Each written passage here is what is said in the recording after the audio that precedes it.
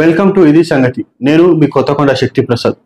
ఈరోజు మనం నిజామాబాద్ పట్టణంలోని దేవి హాస్పిటల్ డాక్టర్ సాయి తేజ రెడ్డి గారు MBBS DNB specialist in pulmonologist ఊపిరితిత్తులకు సంబంధించిన ప్రతి సమస్య గురించి డాక్టర్ గారిని అడిగి తెలుసుకుందాం. సార్ నమస్కారం అండి. నమస్తే సార్, ఇప్పుడు చలికాలం కామూలంగా ఆస్తమా సివియర్ అయినా కొద్దిగా చలికాలంలో ఇంకా వాళ్ళకి వచ్చే ఇబ్బందులు ఏంటి, వాటి గురించి ఏ జాగ్రత్తలు తీసుకోవాలి? ఈ ఆస్తమా సిఓపిడి పేషెంట్స్ కి ఈ చలికాలం చాలా వింటర్ సీజన్ రైనీ సీజన్ ఈ రెండు కూడా జాగ్రత్తగా ఉండాలి. తొందరగా ఇంట్లోపలికి వెళ్ళిపోవడం, చలికి ఎక్స్పోజ్ కాకుండా ఉండడం, రూమ్ హీటర్స్ వాడడం, ఎస్పెషల్లీ రూమ్ ని వేడిగా ఉంచుకోవడానికి రూమ్ హీటర్స్ వాడడం, morning early morning or late evening లో వాకింగ్కి వెళ్ళడం, జాగింగ్కి వెళ్ళడం ఈ ఆస్తమా సిఓపిడి పేషెంట్స్ వాళ్ళకి అంత మంచిది కాదు. ఎక్కువ ఉంటుంది ఆఫ్టర్ 6 PM చలి బాగా ఎక్కువ ఉంటుంది. సో అప్పుడు వీళ్ళు వాకింగ్ అని జాగింగ్ అని చేసినప్పుడు ఆ కోల్డ్ ఎయిర్ పీల్చుకోవడం వల్ల ఈ గాలి తీసుకుపోయే పైపులు క్లోజ్ అయిపోవడం, రెస్పిరేటరీ మ్యూకోజా డ్రై అయిపోవడం, అక్కడ లోకల్ ఇమ్యూనిటీ తగ్గిపోయి ఈజీగా ఫ్లూ ఇన్ఫెక్షన్స్, వైరల్ ఇన్ఫెక్షన్స్ రావడం జరుగుతుంది. వైరల్ ఇన్ఫెక్షన్సే most common cause of exacerbations. ఇప్పుడు ఆస్తమా అటాక్ కానీ సిఓపిడి అటాక్ కానీ రావడానికి ముఖ్యమైన కారణమే వైరల్ ఇన్ఫెక్షన్స్. వైరల్ ఇన్ఫెక్షన్స్ చలికాలంలో ఎక్కువ వస్తాయి. ఇంకొకటి క్రూప్ అంటారు. ఆ క్రూప్ అంటే ఏంటంటే అక్యూట్ లెరింగోట్రికియో బ్రాంకైటిస్ అంటారు. ఈ మన గాలి తీసుకుపోయే పైపులు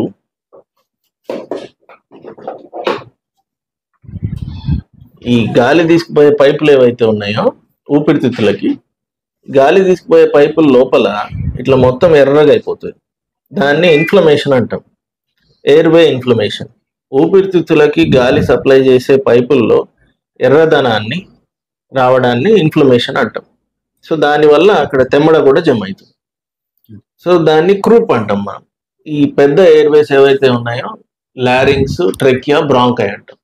వీటి లోపల ఇన్ఫెక్షన్ వస్తుంది. కామన్లీ చిన్నపిల్లల్లో వస్తుంది. దాన్ని క్రూప్ అంటాం. ఆ జబ్బు పేరు ఆర్ అక్యూట్ లెరింగోట్రికియో బ్రాంకైటిస్ అంటారు. ఇది వైరస్ ద్వారా వస్తుంది, ఒక వైరస్, పారా ఇన్ఫ్లుయెంజా వైరస్ అని. వీళ్ళల్లో స్పెసిఫిక్ గా ఏముంటుందంటే సిమ్టమ్ దగ్గు, ఫీవర్, సర్ది వస్తుంది, 2-3 రోజుల్లో తగ్గిపోతుంది. దగ్గు మాత్రం కొన్ని వారాలు, నెలల వరకు కంటిన్యూ అవుతుంది. But at the same time కొంతమంది దగ్గి ఈ ఊపిరితిత్తుల కండరాలు అలిసిపోయి వాళ్ళు దమ్ము తీసుకోలేక ఇబ్బంది పడతారు. అలాంటిది ఏమన్నా జరుగుతుందా అనేది ఐడెంటిఫై చేయడమే ముఖ్యమైనది. అలా ఏదైనా జరుగుతుందంటే హాస్పిటల్కి తీసుకొచ్చి అడ్మిట్ చేయాలి. అది next asthma attacks, COPD attacks. Asthma, COPD ఈ రెండు ఊపిరితిత్తులకు సంబంధించిన జబ్బులే. ఆస్తమా అనేది చిన్న వయసులో వస్తుంది, 20 సంవత్సరాల లోపల వచ్చే జబ్బు, అలర్జీతో కూడిన జబ్బు, ఫ్యామిలీలో రన్ అయ్యే జబ్బు, హెరిడిటరీగా జెనెటికల్ ఫ్యాక్టర్స్ తో ఒకరి నుంచి, ఫాదర్ నుంచి సన్. ఆస్తమా అంటే వంశపారంపర్యంగా వచ్చే జబ్బు.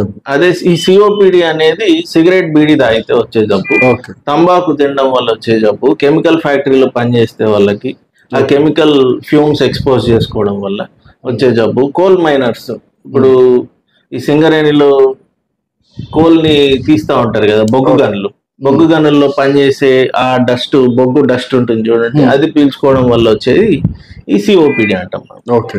ఇంకొకటి ఇప్పుడు అంటే ఎవరు వాడట్లేదు, కట్టెల పొయ్యి వాడతారు, దాన్ని చూలా అంటారు.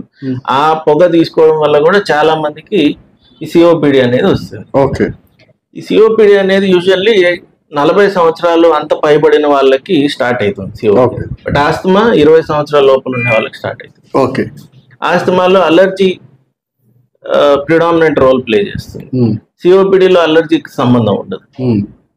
ఆస్తమా సీజనల్ వేరియేషన్, సీజన్స్ లో ఎక్కువ సిమ్టమ్స్ చూపిస్తూ ఉంటుంది. Like winter season, rainy season లోనే ఆస్తమా ఎక్కువ బయటపడుతుంది, మనకి అటాక్స్ వస్తాయి. అదర్వైజ్ సమ్మర్ సీజన్ లో, స్ప్రింగ్ సీజన్ లో అసలు ఏమి సిమ్టమ్స్ ఉండవు, వాళ్ళకి నార్మల్ మనలాగే ఉంటుంది. ఆ సిఓపిడిలో సీజనల్ వేరియేషన్ పెద్ద ఏమి ఉండదు. అన్ని సీజన్స్ లో వాళ్ళకి దమ్ము ఉంటుంది. ఎందుకంటే సిఓపిడిలో లంగ్ డ్యామేజ్ అనేది ఉంటుంది, ఆస్తమాలో లంగ్ డ్యామేజ్ ఉండదు. ఆస్తమాలో ఏమైతుందంటే గాలి తీసుకుపోయే పైపులు ఓవర్ రియాక్ట్ అవుతాయి. అది కూడా కేవలం చలికాలం, వర్షాకాలం అలర్జెన్స్ ఏమన్నా పీల్చుకున్నప్పుడు, లైక్ పాలెన్ గ్రెయిన్స్, దుమ్ము, చల్ల గాలి, ఐస్ క్రీమ్లు, కూల్ డ్రింక్ ఇట్లాంటివి తీసుకున్నప్పుడు, ఏదైనా పడని వస్తువులు తీసుకున్నప్పుడు వచ్చేది ఆస్తమా. అదర్వైజ్ అలాంటివి ఏం తీసుకోవట్లేదు, అలర్జెన్స్కి ఎక్స్పోజ్ అవ్వట్లేదు, చల్లగా వాతావరణం లేదు అంటే ఆస్తమా అటాక్స్ అనేవి రావు. అది సిఓపిడి దాంట్లో ఉండదు. సిఓపిడి అనేది వాడికి జీవితాంతం దమ్ము ఉంటుంది, మందులు వాడిన రోజులు కంట్రోల్లో ఉంటుంది. మందులు ఎప్పుడైతే ఆపేస్తారో అప్పుడు మళ్ళీ దమ్ము అనేది ఎక్కువైపోతుంది. సో ఇది బేసిక్ గా ఆస్తమాకి సిఓపిడికి ఉండే డిఫరెన్స్. సో దాంతోపాటు రెగ్యులర్ గా వాడే ఇన్హేలర్స్, ఆస్తమాకి కానీ సిఓపిడికి కానీ రెగ్యులర్ గా వాడే మందులు ఇన్హేలర్స్ కంపల్సరీ వింటర్ సీజన్ లో మ్యాండేటరీగా వాడాలి. ఇవి కామన్ గా వింటర్ సీజన్ లో పల్మనాలజిస్ట్ అంటే ఊపిరితిత్తుల స్పెషలిస్ట్ దగ్గరికి వచ్చే పేషెంట్స్ చెప్పే జబ్బులు, వాళ్ళకుండే లక్షణాలు ఇవి. అలాగే సార్, మన హాస్పిటల్కి వచ్చిన పేషెంట్ కి ఒక టెస్ట్ ఫ్రీ అనేది బయట ప్రజల్లో చెప్తున్నారు. మరి అది ఏ టెస్ట్, అది ఎందుకు ఉపయోగపడుతుంది? అది లంగ్ ఫంక్షన్ టెస్ట్ అంటారు, ఆర్ పల్మనరీ ఫంక్షన్ టెస్ట్. అది ఏం తెలుస్తుందంటే మన ఊపిరితిత్తుల పనితనం ఎంత ఉందని తెలుసుకోవడానికి అది ఉపయోగపడుతుంది. అది బయట ల్యాబ్లలో చెక్ చేయించుకుంటే ఎంత ఛార్జెస్ అవుతుంది? అది 800 నుంచి 1000 రూపాయల వరకు ఖర్చు అవుతుంది. అది మన హాస్పిటల్లో ఫ్రీగా చేస్తాం. అదొక్కటి అయితే ఫ్రీగా చేస్తాను. ఇది సంగతి మిత్రులారా. డాక్టర్ సాయి తేజ రెడ్డి గారు చెప్పినట్టు మనం చలికాలంలో తీసుకోవాల్సిన జాగ్రత్తలను తీసుకొని మన ఆరోగ్యాన్ని కాపాడుకోవాలని కోరుకుంటున్నాను.